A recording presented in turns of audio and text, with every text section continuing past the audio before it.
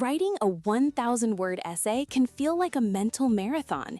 You've moved beyond the simple 5-paragraph structure, and just listing 3 reasons won't cut it anymore. This is about building a sustained, sophisticated argument. Your entire essay is built on one thing, the thesis statement. This is your North Star. It's not a simple fact like, plastic is bad for the ocean.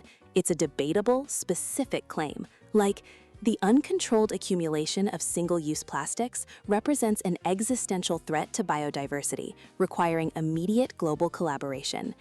Everything you write exists only to prove that single sentence. You prove it in your body paragraphs using the TEEL structure: topic sentence, evidence, explanation, and link. But the most crucial part is the analysis. This is where you explain why your evidence matters.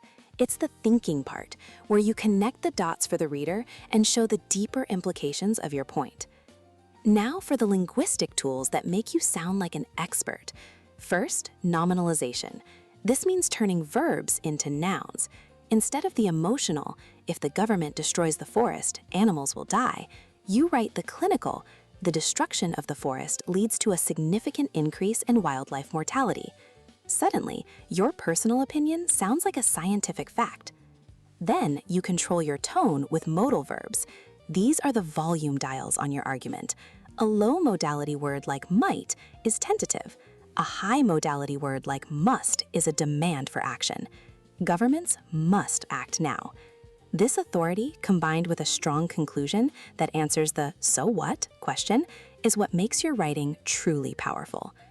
Mastering this isn't just about an assignment.